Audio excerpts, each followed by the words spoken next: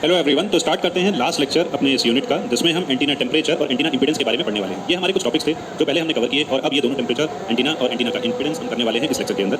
Start करने से पहले फिर से कुछ बेसिक सी चीज़ें मैं बताऊंगा। जैसे ही आपके माइंड में ये क्वेश्चन आया कि एंटीना का टेम्परेचर, फाइन, तो हमें लगा होगा कि एंटीना का टेम्परेचर राइज करेगा जब वो रेडिएशंस को एमिट करेगा, और एंटीना इंपीडेंस की जो उसकी सर्किटरी है एक्चुअली एंटीना की, उसका क्या इंपीडेंस होता होगा। Let's say it, no, you are thinking the wrong thing.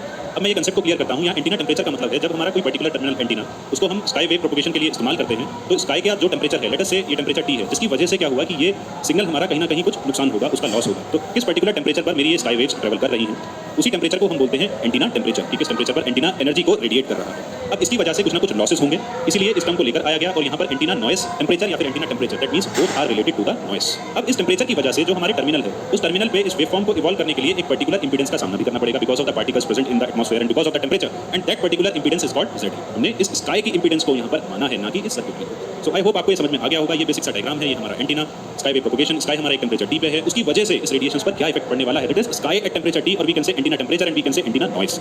चलिए, अब समझ में आ गया होगा, तो खत्म कर देते हैं इस टॉपिक को। टेम्परेचर का कोई मतलब नहीं है एंटीना के टेम्परेचर से, it is related to the temperature at distant regions या सराउंडिंग्स। कोई रेजिस्टेंस का भी एंटीना से रिलेटेड नहीं है, वो भी सराउंडिंग के रेजिस्टेंस का लेना देना है। ऐसे एंटीनास को हम रिमोट सेंसिंग डिवाइस की तरह भी यूज कर सकते हैं, टेम्परेचर मेजर करने के काम में ला सकते हैं। We can make it like a temperature sensor. Antenna temperature T से डिनोट करते हैं, रेडिएशन रेजिस्टेंस आर से डिनोट करते हैं। दोनों ही स्केलर क्वांटिटी होती है। जैसा मैंने बताया, ये एक तरीके की नॉइस है, तो यहाँ हम कैलकुलेट कर सकते हैं नॉइस पर यूनिट बैंडविड्थ। कैसे कि वो टोटल नॉइस जो है वो हमारी पी हुई, which is corresponding to the temperature T of the sky, और द एब्सोल्यूट टेम्परेचर यहाँ पर कहा, और के हमने बोल्ट्जमैन कांस्टेंट लिया है। जब भी थर्मल की बात करें तो बोल्ट्जमैन कांस्टेंट आ जाता है। दैट पावर लॉस और the noise we can calculate by using the formula KTA, where TA is the antenna noise और एंटीना टेम्परेचर। ऐसे टेलीस्कोप को हम टेम्परेचर मेजरिंग के लिए इस्तेमाल करते हैं, इनको हम रेडियो टेलीस्कोप के नाम से भी जानते हैं।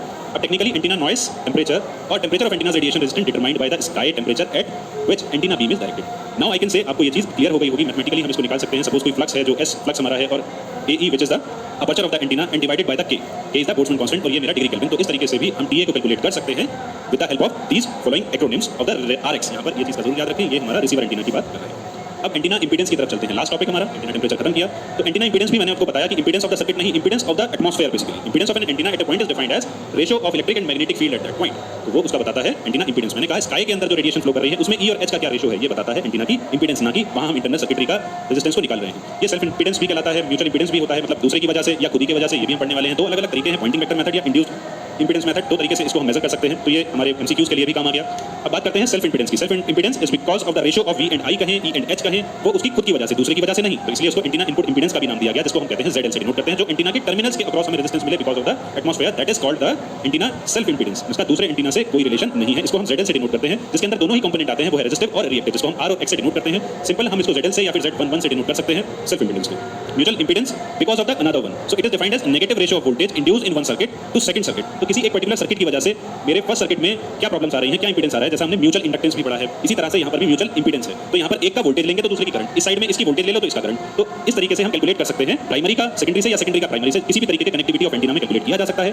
और negative sign because of the Lenz law, क्योंकि वो अपोज करेगा। Z21 equals to -E21 divided by I1, तो पहले सर्किटरी का करंट, यहाँ दूसरे सर्किटरी का करंट। आई होप ये आपको बहुत क्लियर होगा, because of the EMF laws आपने अच्छे से पढ़ा है। बस यहाँ पर उसको इंपीडेंस कह दिया है। It depends on the induced current, दूसरे की वजह से पहले सर्किट में कितना करंट इंड्यूस हो गया, ये चीज उसकी म्यूचुअल इंपीडेंस को